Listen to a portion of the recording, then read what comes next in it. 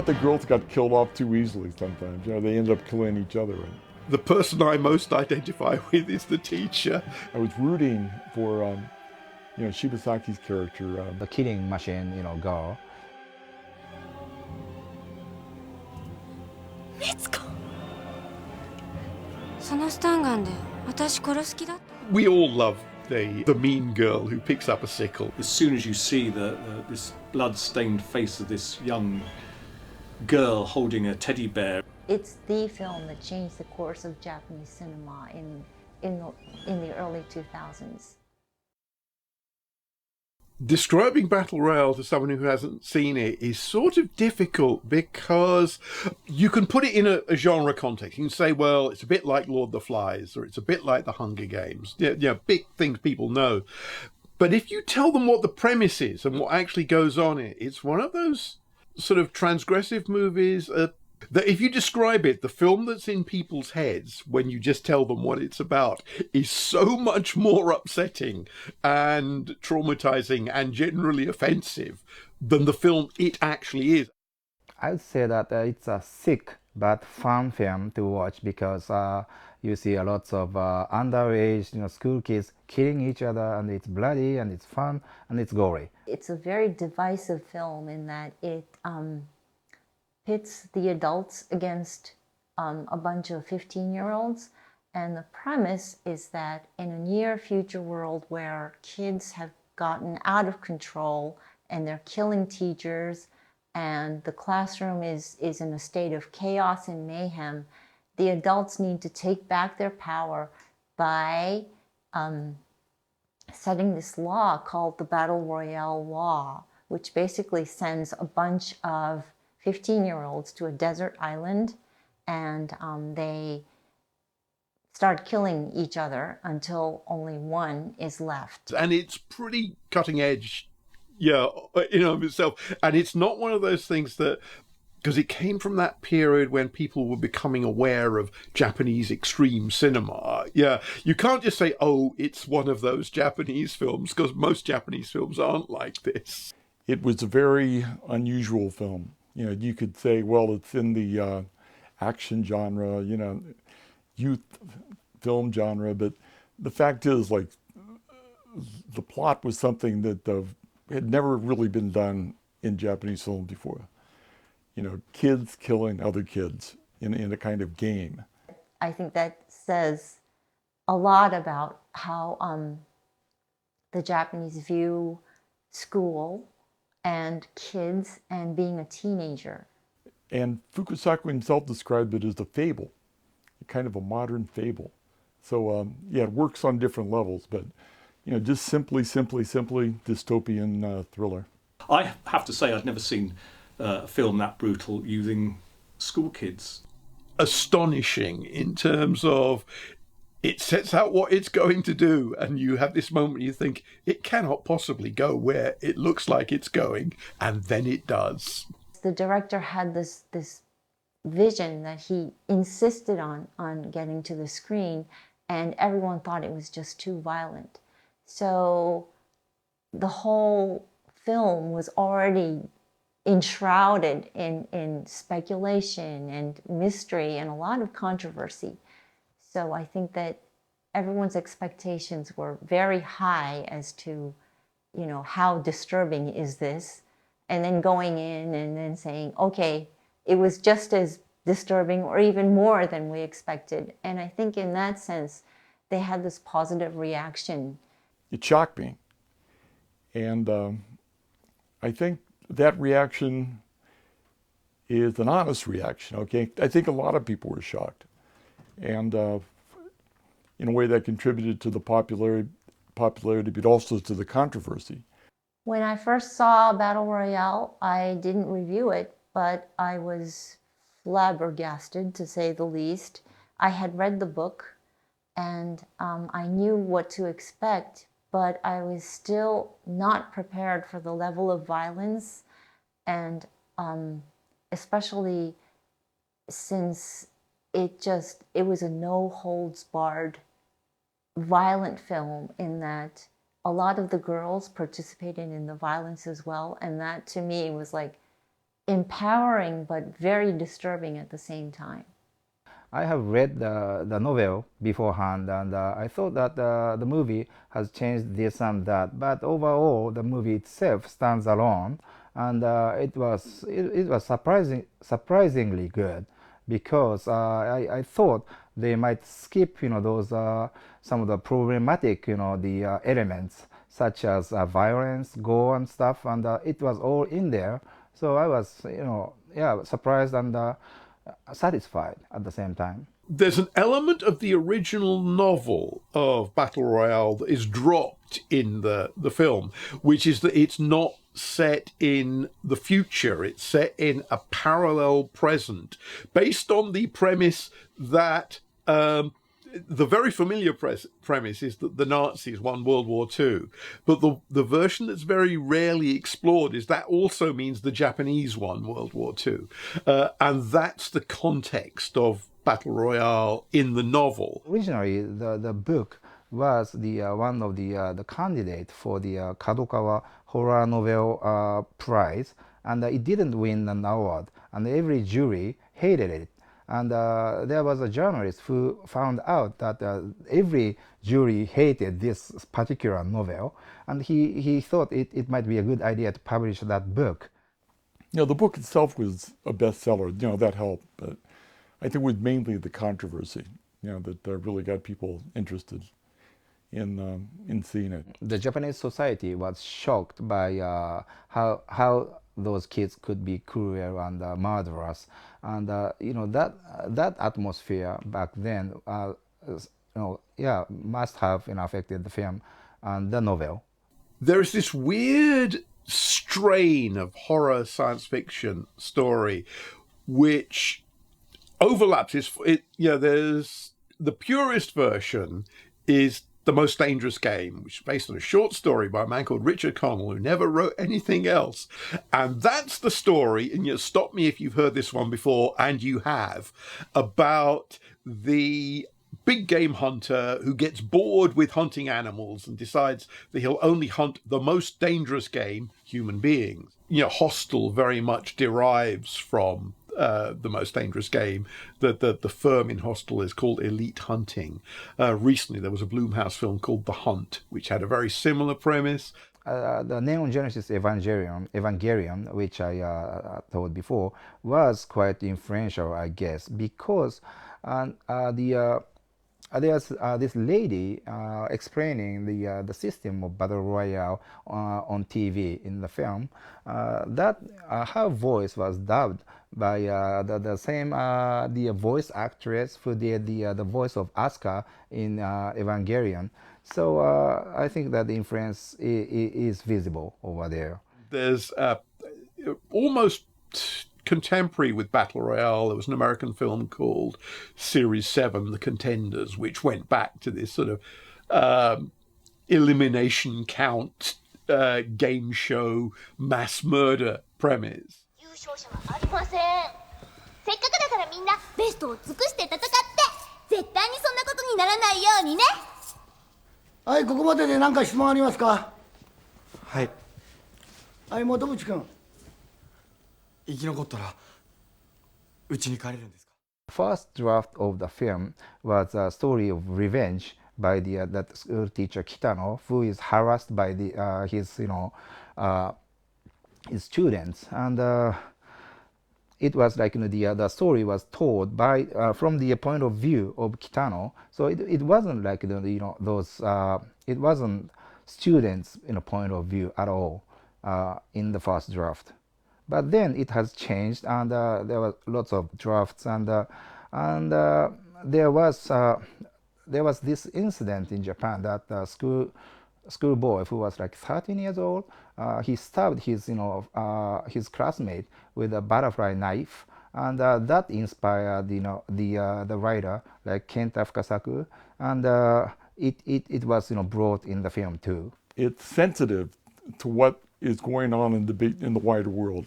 Okay, so maybe the dystopian future that was in the novel that's also in the film, it's kind of incredible, fantastic, will never happen, but the feelings like the kids have for each other, the distance between the kids and the adults, all that is very real. This is the film that he wanted to do. It's the one closest to his heart, not just because he died after making this.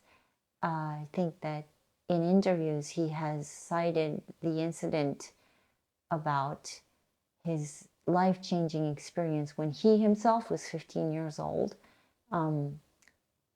It was World War II at the time, and he had been forced to work in a munitions factory along with everyone else in his class. And he was working alongside his best friend when a bomb fell on the factory and everyone was killed. And somehow he survived, and he looked over at his friend and he couldn't find him. What happened was that his friend had just exploded into a million pieces on the factory floor, and Fukasaku had to scramble around collecting his friend's body parts. And he recalls crying so hard and vowing that he will never ever trust an adult again because of what adults are doing to children. Regular kids put in a terrible situation where as many of them act nobly as act despicably, which is one of the things that makes it a really interesting piece of drama, as opposed to an exploitation movie. It's not hypocritical in its treatment of violence in a way that so many films that depict teenage violence in order to condemn it are. The character of Kitano, the teacher, of course played by Takeshi Kitano. That's a bit okay. He's a comedian, okay, and Fukusaku asked him to play his character as himself, okay. So Kitano has a kind of dark sense of humor, going way back. I mean, that's what he's known for. But that kind of comes out in the film. So if you want to say, okay, it's got a kind of black humorous edge to it, or I think in the scenes with Kitano, yeah, you can see that. It surprisingly have got some very funny scenes in it all. I mean, considering what actually happens, there are some scenes where you can't help but giggle. So it's kind of like a black humour. おいちぐさ、お前どこまで走るんだよ。私ずっとひろきの前走り続けんの。じゃあ俺はずっとお前の背中見守っててやるよ。約束だよ。The movie company found it difficult to widely publish the film because of the nature of the story itself, and so they couldn't put many TV commercial on TV. When we were first preparing the whole marketing campaign, was frequently being referred to as Lord of the Flies meets A Clockwork Orange, and I think that's a fair summary of the nature of the film. It only gives a tip of the iceberg because doesn't really touch on the comedy. There's a lot of comedy as well as a lot of violence. This film was rated R15 in Japan, so that nobody under 15 years old couldn't see it. But the Kinji Fukasaku, the director of the film, encouraged the underage kids to go see the film no matter what. Yeah, the film was given an R15 rating, which meant that kids the same age as the protagonist could not see it. In other words, if you were in junior high school, you were forbidden from seeing the film. And that was decided on by, the industry censorship body. The rating program about the Battle Royale, is, and what I heard is that there's one particular scene with the severed head, holding a grenade in its mouth, was thrown from the window or something like that, and that was, that really upset the rating, committee. So it got R15 here. He was upset that they put that R15 rating on the film. It meant that his target audience couldn't see it. Kids the same age as the protagonist. And his own view was, yeah, why not? I think he had an argument there. Because it is a violent film, but there's also, the characters are not being treated like pawns in a game. They become individuals. And you start to care about them. Well, not all of them. I mean, there are 42. Some get killed off very quickly. You don't get to know them that well. But yeah, there are some that emerge, and you think, okay, this is something, again, kids can relate to. Teacher Kitano's, is twisted love towards this 15-year-old girl, something like that. That's sick. And European audience loves sick elements, so I wasn't surprised. Fukasaku got around the whole controversy by casting the main actors who were like 25 or in their early 20s at the time. And there was only one performer in the whole cast who was actually the age, 15, when they started filming. The kids at the age of 15 or 14 are, kind of really, they are interested in sex and everything, but you don't show that in films. But Battle Royale actually did it, and there was even a scene of two, naked boys, stabbed in the crotch and died in the brain, and I was like, whoa, they do that. And I think those elements could capture the heart of the movie goers or the horror movie fans. The controversy had the effect of making a lot of people want to see the film. So it was a huge hit, like number one week after week, and then of course it ended up making about 30 million US, and it was the third highest grossing film in Japan for that year. The critical consensus was overall favorable. Like myself, a lot of the Japanese critics had known what to expect because when the director Kinji Fukasaku was filming, we heard all these stories about how everyone was fighting each other on the set as they filmed the story of everyone fighting each other. No one could agree on anything. There was a lot of animosity, and there was a lot of conflict between the producers and director Fukasaku. I interviewed Fukasaku, okay? I wrote a book about Yakuza movies. And of course, he was the great director of modern gang movies in Japan. And what he told me about his own feelings for the film kind of changed my mind. I started to see it the way he did. That it was a very personal film to him. It wasn't just like an exploitation job that he had been assigned to do.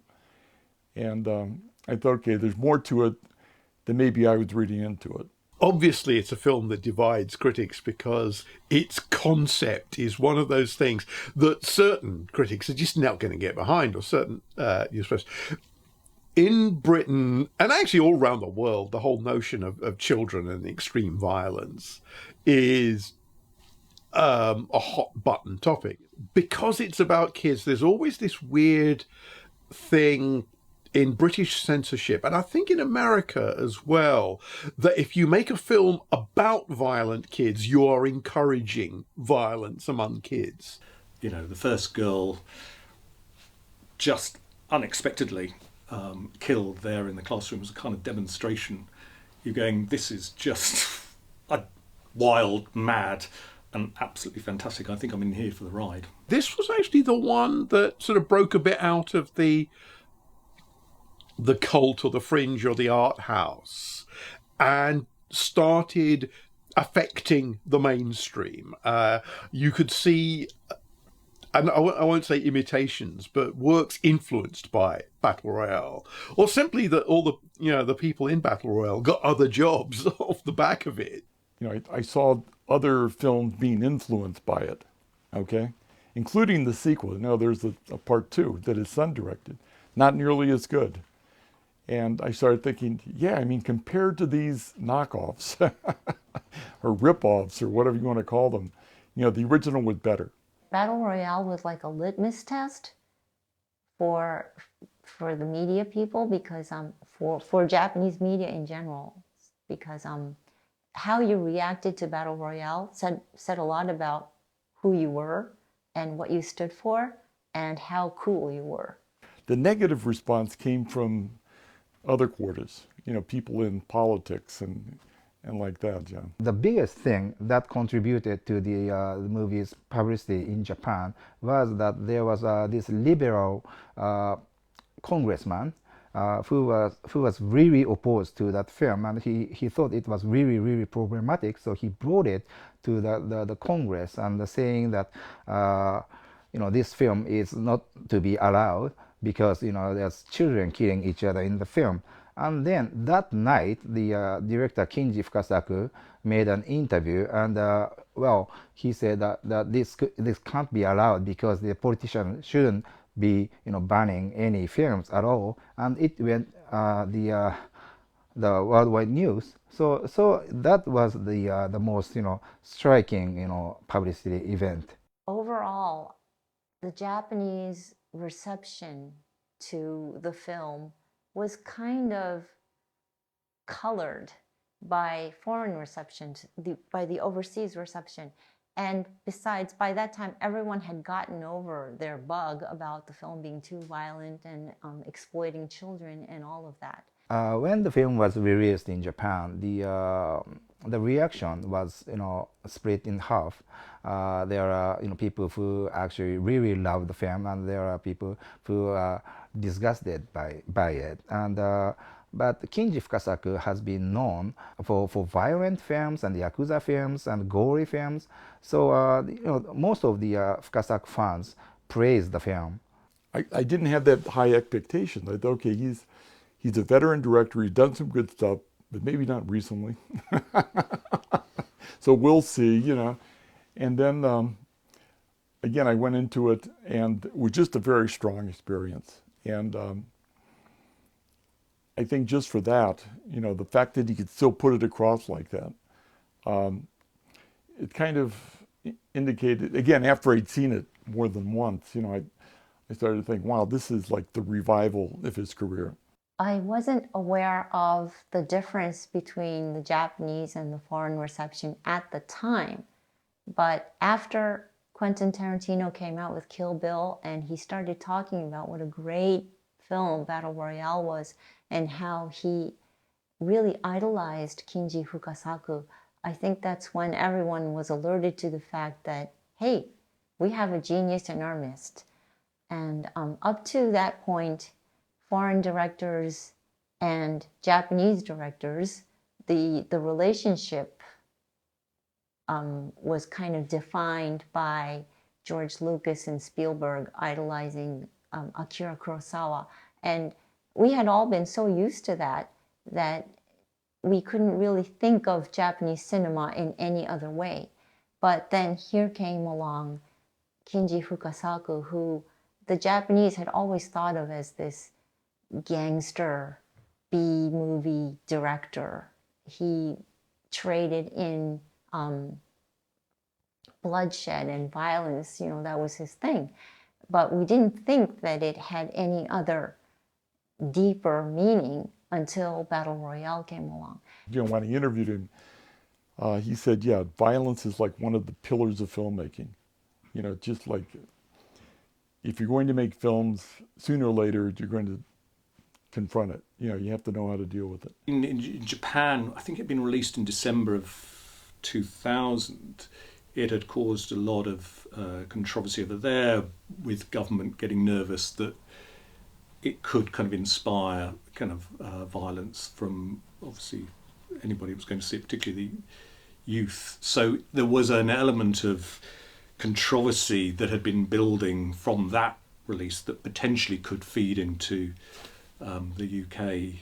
The film was nominated for, what was it, 9 Japanese Academy Awards. Of course, that's not judged just by the critics, but it also picked up some other, prizes in Japan, including like a Best Director prize at the Yokohama Film Festival for Fukusaku. Battle Royale was because it had been picked up by Tartan. We had made the announcement that Metro Tartan had got the UK rights to it back in January 2001.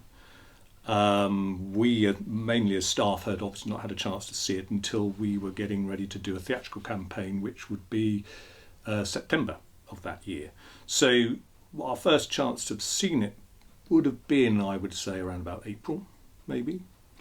And I know I was kind of looking forward to this because we'd seen clips of it all, and we'd been talking about it and been reading about the reaction from Rotterdam, and so there was a whole buzz building.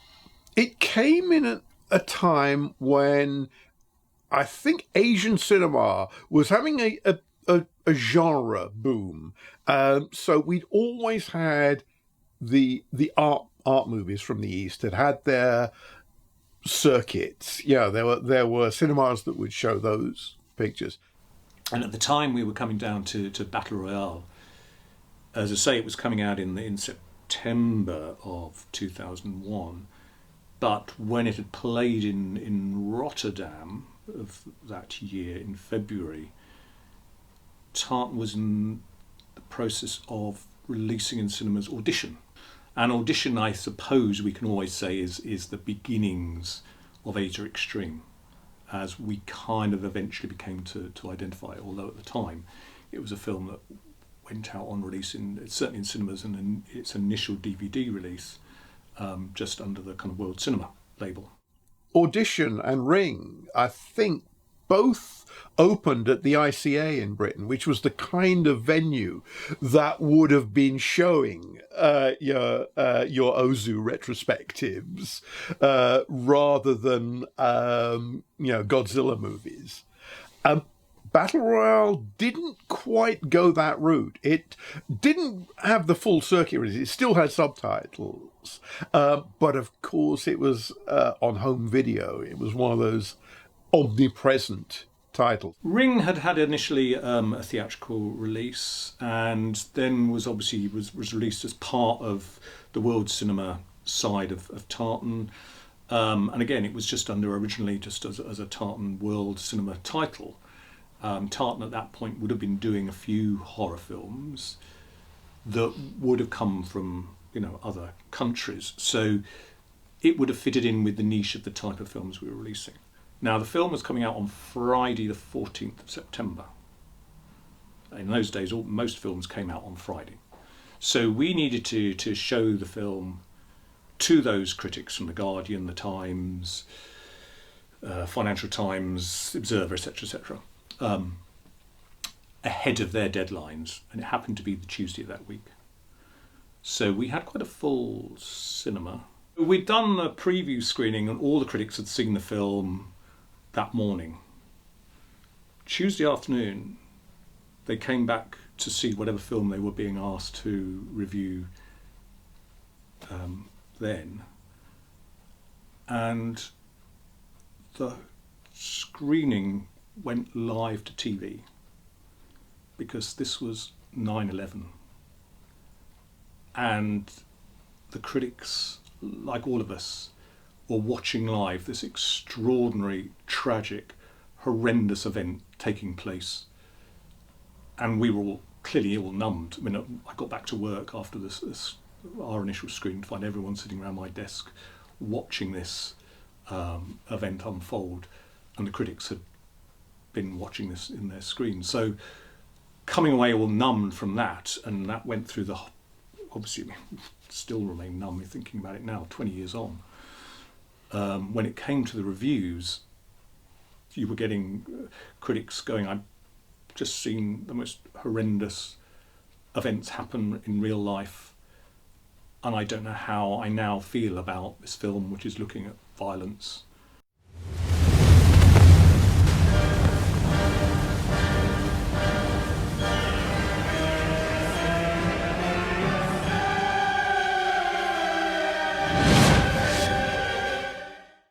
Battle Royale 2, oddly enough, has quite a few, had more parallels with the way the Hunger Games develops as a series. But that wasn't a film that had an equivalent international impact to Battle Royale. I saw Battle Royale 2 at the premiere screening, and I found it rather ridiculous.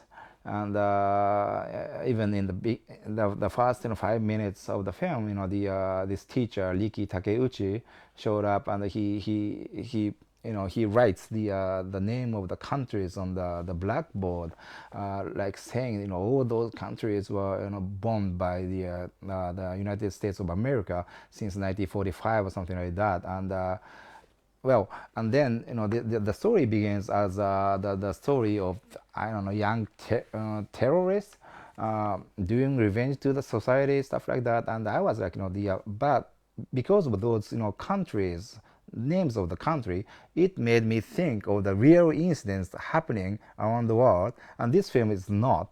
So it was just like kids playing around and pretending to be very important. So I was like, no. It was his first major film, as a director, right? So yeah, it was a big responsibility. Of course, he had the script to work from, all that, but yeah, I just think he did what he could, under very tough circumstances. The end film is maybe not as representative of what might have been the final vision if he had lived to see it through to completion.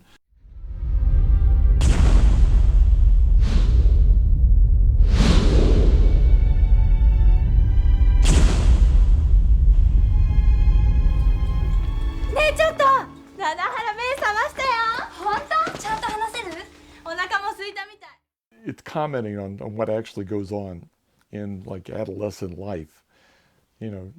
Kids forming groups, girls getting jealous with each other about the guys wondering if the girls like them, kind of being rivals with each other. And you're my teammate, you're the outsider, all of this stuff. You can sit in the audience as, again, like a teenager and say, okay, I identify with that character or that character. I think there's a sense of freedom and a sense of revenge that the younger generation would find really appealing. Japanese teenagers are under so much pressure and they suffer so much angst. And it just seems to get worse with each passing year. There's a lot of bullying and a lot of misunderstandings. And I think that parents should know this because they were once there themselves, but somehow they just forget it all and try to pressure their kids into doing things that they would have hated if they, back in the day. So there's that, and there's just so much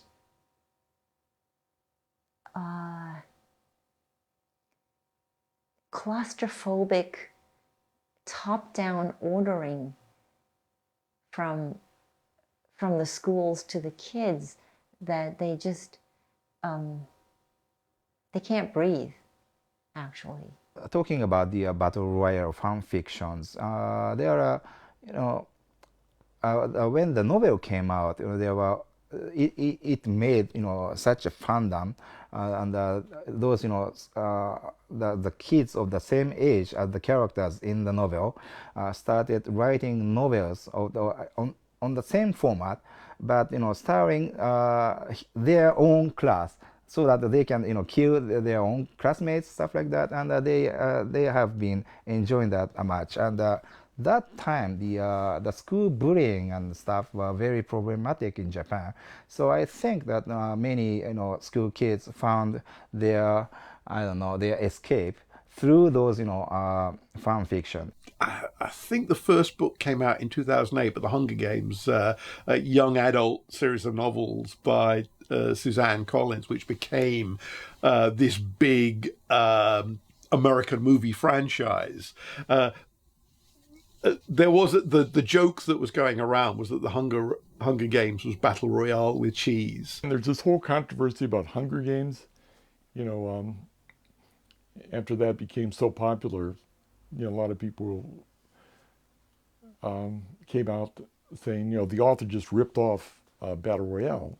And the author came back and said, I'd never heard of the book before I wrote mine. And the author of the Battle Royale novel said, well, okay, each novel is different. he kind of like accepted that, Hunger Games was going to be a lot bigger and more popular. Yes, I do think that the Battle Royale it still holds its value as a controversial film and a very violent film, and which sometimes upset people, and it certainly is controversial, and it brings conversation to people who watches it afterwards, and it's also a very fun film to watch, because as after watching the film, you can have a conversation with your friends, like if you are thrown into that situation, what would you do, something like that, and what would you do if you were like one of those teachers or stuff like that. So it's like it brings those small experiments in your head. So and that's why it's still watchable and it's still enjoyable. If a film can draw that kind of reaction, like a strong negative reaction or a positive reaction, it's got something going for it. And seeing it again, I thought, okay, there are layers that I didn't see the first time. And what can I say? A craft, I mean, the way it's put together as an action film, not easy. I mean, I'm thinking, could another director manage that sort of project where okay, just killing people off, but if you don't do it right, it just becomes like nothing stands out. It's just like death. But Fukusaku makes each thing count. Okay, there's always something going on, that there's some kind of emotion in the film. It's just not slaughter for the sake of exploitation. We all know those newspapers who thrive on headlines about violent kids doing all the way back to those mods versus rockers rumbles on Brighton Beach in the 1960s. All these sort of concerns and there is a sort of prurient there. But actually, all this stuff is inapplicable to Battle Royale, where the kids are dressed in school uniforms, so there's no sort of fashion. The only character who is sort of cool from a subculture is the serial killer who's imported from outside. I feel differently about it now, mostly because I'm jaded to violent movies after 20 years of watching violent movies. And I think that I've lost a lot of the capacity to be emotionally moved and disturbed and haunted by a movie like Battle Royale than when I first saw it. And I think that is a huge loss for me. But on the other hand, I can sit back and look at it with disinterested eyes, so to speak, so that I can see where the director is coming from and what he's trying to do here, and kind of read into the lines, so to speak, so that I understand it more. The whole setting of Battle Royale, because they're removed from society, they're forced to wear uniforms. It doesn't look like an old movie. It doesn't look like a film from the last century, as it essentially is. The education and society has been slowly changing in Japan. That the society itself is getting more and more oppressive, and the children nowadays seem to be much more tamed than ever. So I think that the kids nowadays might find it very offensive than the kids back then. There is no getting around the fact that a lot of directors can't seem to stay away from violence. It's either violence or very syrupy love stories that no one has an idea how to make, I think. So people will naturally go to see the violent movies because that's what I think Japanese directors generally do best. And this is not going to end anytime soon because it's a tradition and a legacy, and the Japanese really believe heavily in building upon history. So we already have this history of violence in cinema, and I think the only direction that Japanese cinema can go from here is to build on that.